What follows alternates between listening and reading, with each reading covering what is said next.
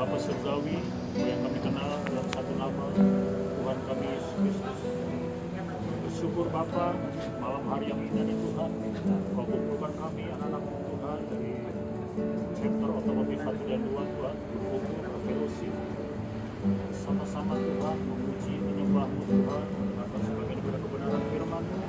Urapi kami semua, berkati kami semua ya Tuhan, penuhi dengan damai sejahtera, sukacita yang daripada-Mu Tuhan. Memuji Tuhan karena hanya Dia yang layak kita puji. Roh-Mu yang hidup penuhiku, mengalir dalamku, jiwaku tenang bersamamu dalam naunganmu. Buka hati untuk jamahanmu, berserah penuh di hadirat-Mu. Kau ambil alih seluruh hidupku di altar-Mu, menyembah-Mu. Kan ini kan minggu lalu sih memang agak keras kepala, memang suami istri berobat berobat karena ya bukan hanya dengan iman saja sih, kita memang benar bukan berdoa aja untuk sembuh, tapi harus kita sambil bekerja, berarti harus sambil berobat juga. Memang nggak bisa juga ya berdoa untuk sembuhkan, nggak bisa. Saya tahan 2 hari di rumah, ternyata makin parah. Akhirnya ke rumah sakit, ternyata gejala tipes ya karena biasa kerja nggak biasa diam, merasa nggak enak juga. Tapi puji Tuhan, Tuhan itu sungguh baik ya. Cuma 3 hari di rumah sakit, dari Minggu sampai Rabu udah boleh pulang. Nggak nyangka juga sih boleh pulang cepat, dengan hasil yang jelek hari Minggu, hasil lab. Pas Rabu pulang itu hasil labnya bagus, jadi boleh langsung pulang Tuhan. Cuma sambil kita berusaha berdoa, tapi harus dilakukan dengan ya tetap berobat lah, jangan sampai kita cuma berdoa aja tapi tidak melakukan gitu. Karena keluarga kita.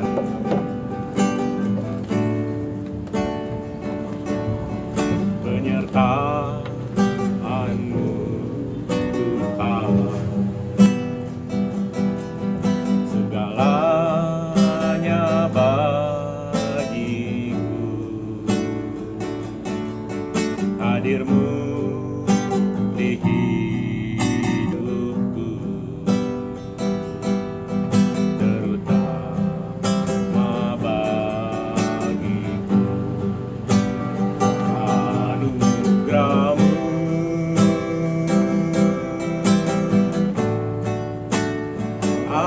anugerah-Mu, semua karena anugerah-Mu, bukan karena kekuatanku. Anugerah-Mu,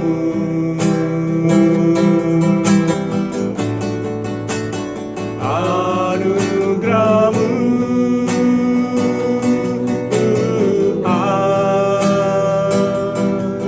Haleluya. Puji syukur dan terima kasih Bapa yang di surga, jika Engkau sudah kumpulkan kami semua di tempat ini, seperti pujian yang barusan kami nyanyikan, semua itu karena anugerah-Mu Bapa. Yes, Tuhan. Karena penyertaan-Mu Tuhan, Engkau Yes. telah menghantarkan kami ke tempat ini Terima kasih. untuk berkumpul, untuk fellowship satu dengan yang lain, untuk saling kuatkan iman kami Bapa. Terima kasih untuk perbaikan-Mu, terima kasih untuk anugerah-Mu Bapa. Jika sebentar juga kami akan menikmati berkat jasmani yang sudah disiapkan oleh Pak Irfan Tuhan, kami percaya Tuhan Kau akan Berkati tangan-tangan yang sudah menyiapkan semuanya Tuhan. Dan kami percaya juga Engkau akan tambahkan usaha Paripan makin berkembang, makin maju Tuhan. Terima kasih Bapak, jika sebentar kami akan menikmati dan diserahkan semuanya ke dalam tangan-Mu, supaya makanan ini membawa kesehatan bagi tubuh kami semua. Terima kasih Bapak, di dalam nama Tuhan Yesus Kristus kami sudah berdoa dan mengucap syukur. Amin. Amin. Jalani dari bumi, begitu besarnya kasih-Mu, penuhi hati kami yang rindu menyembah-Mu, Yesus. Sejauh langit dari bumi, begitu besarnya kasih-Mu.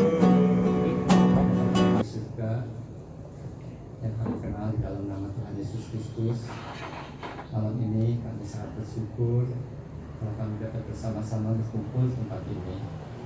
Terima kasih untuk kesehatan yang Kau berikan. Terima kasih untuk hidup yang Kau berikan kepada kami. Itu semua karena anugerah Tuhan, karena pemberian Tuhan. Sebentar Tuhan, kami ingin belajar firman Tuhan. Biarlah Allah Roh Kudus yang memimpin kami, membawa kami kepada kebenaran firman Tuhan, sehingga kami mengerti siapa diri kami di hadapan Tuhan, dan kami mengerti juga untuk apa kami hidup. Kami mengerti juga pengharapan kami di hidup dan mati kami. Karena kami tahu hidup kami hanya sementara. Biarlah Allah Roh Kudus yang terus memimpin. Ya, teman-teman, wah udah lama nggak ketemu nih sama Pak Oki, sama Pak Joni, sama semuanya. Jadi kami sangat malam ini kita bersyukur untuk anugerah yang diberikan oleh Tuhan. Tema yang ingin saya bawakan kali ini mungkin tema yang akan dipertanyakan oleh kita sepanjang hidup kita. Siapakah aku? Ya. Dan kita akan baca di Keluaran 3 ayat 10 dan 11 ya. Keluaran 3 ayat 10 dan 11. Jadi sekarang pergilah, aku mengutus engkau kepada Firaun untuk membawa umatku orang Israel keluar dari Mesir. Tetapi Musa berkata kepada Allah, siapakah aku ini? Maka aku akan menghadap Firaun dan membawa orang Israel keluar dari Mesir. Thank you Bang Doko. Dulu pada kisah Yusuf ya. Yusuf tuh istilahnya Yusuf tuh dijual sama saudara-saudaranya, akhirnya dia jadi pergi ke Mesir. Di Mesir, singkat cerita, Yusuf tuh menyelamatkan bangsa Mesir ya dari bahaya kelaparan, dan akhirnya sekaligus juga menyelamatkan orang Israel.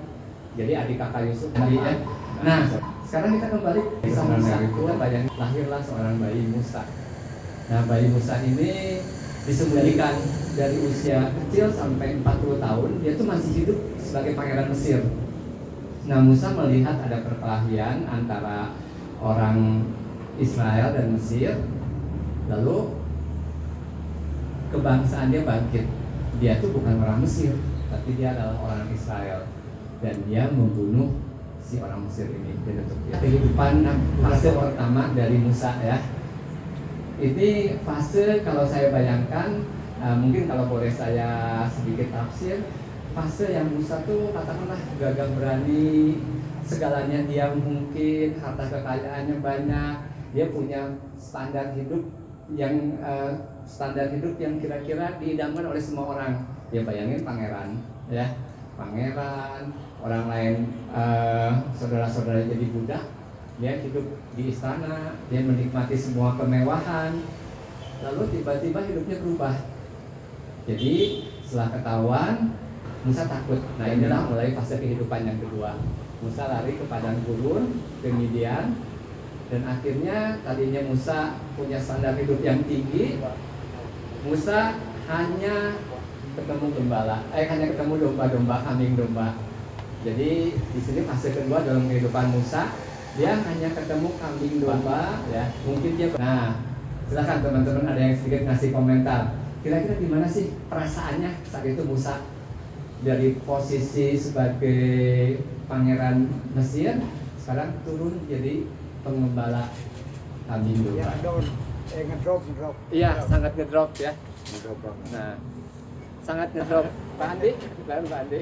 Ada perasaan galau juga, ada kepahitan juga, kecewaan juga.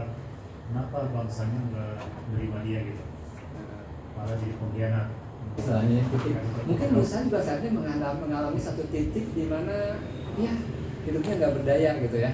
Bayangin tadi dia powerful, bahkan saya cerita buka-buka di Google sepintas, Musa tuh menurut sejarah dia juga jago perang, karena orang Mesir itu kan memang sebagai pangeran dilatih perang ya, dia dilatih segala macam pendidikan, ilmu, wah sangat confident. Tiba-tiba ngangon domba, kambing gitu ya. Pasti. Kalau saya justru tertarik sama statement Pak Andi yang terakhir. Kayaknya Musa enjoy aja. Kalau secara kedagingan kita, ya mungkin kita kecewa karena zona nyaman kita diambil. Tuhan ya. Tapi setelah Aku memutus engkau kepada Firaun untuk membawa umatku orang Israel keluar dari Mesir. Tetapi Musa berkata kepada Allah, siapakah aku ini? Ya, emang benar. Kalau di hadapan Tuhan siapa sih kita ini? Nah, ini Musa pun berkata, siapa aku Tuhan? Jadi ada penuh kerendahan hati, ada proses hidup, di mana kadang-kadang saya berpikir nih, Tuhan izinkan segala sesuatu terjadi itu pasti ada hikmahnya. Ya buat saya sih Musa bukan pembelajaran hidup buat kita, karena tidak selamanya kita juga selalu ada di atas dan di bawah. Tempo hari saya percaya bahwa hidup itu bagaikan roda, katanya kadang di atas, kadang di bawah. Tapi tempo hari Ko Freddy pernah berkhotbah waktu acara di mana tuh di Lembang, bahwa hidup kita bukan kayak roda, bukan kayak jet coaster naik turun. Tapi ketika kita ada di bawah, bukan memang kondisi kita di bawah, katanya. Tapi itu merupakan satu ujian supaya kita naik level, bukan berarti roda naik turun atau jet coaster naik turun. Sama sepertinya Musa, pada saat dia sebagai pangeran, mungkin dia merasa di atas, tapi pada saat dia menjadi gembala, merasa di bawah. Tapi kalau dia sadar itu merupakan satu proses Tuhan, bahwa dia akan jauh lebih di atas dari pangeran karena dipakai Tuhan. Gitu aja. Tapi yang paling penting di sini saya juga doa saya agar tubuh makin lemah, asal jangan iman makin lemah, asal jangan pengharapan kita makin lemah. Itu fase kedua dari Tuhan. Saya pikir waktu berkata ini aku Tuhan, siapakah aku ya? Terus maka aku yang akan menghadap Firaun dan membawa orang Israel keluar. Lalu firman-Nya, bukankah aku yang akan menyertai engkau? Nah disinilah ada penyertaan Tuhan. Nah ya ini seandainya kalau Tuhan memberikan perintah kepada kita, lalu Tuhan ingin kita berbuat sesuatu, apakah kita mau bersikap seperti Musa gitu? Closingnya mungkin saya tambahin sedikit ya, sharing-sharingnya tadi banyak tadi luar biasa sih. Jadi mudah-mudahan kita semakin bertumbuh, semakin dewasa, kita bisa lalui fase-fase yang Tuhan sudah tentukan di dalam kehidupan kita. Entah kita di fase pertama, harapannya naik level ke fase kedua. Terus yang kedua mungkin pengumumannya Kongkui, kita adain lagi ya Pak Andi ya, 2 minggu lagi. Komitmennya hari Kamis ya rencana. Kamis ya. Hari Kamis ya. Kamis kita nanti tentuin waktunya ya. Saya percaya tadi yang Pak Ferry katakan, yang paling inti dalam setiap pertemuan itu saya paling terinspirasi. Kita harus tahu tujuannya ya Pak ya, kemana kita istilahnya final tujuannya seperti ya, kita mau kemana. Thank you banyak Pak, kita diingetin lagi. Kita ketemu lagi 2 minggu lagi ya. Ya.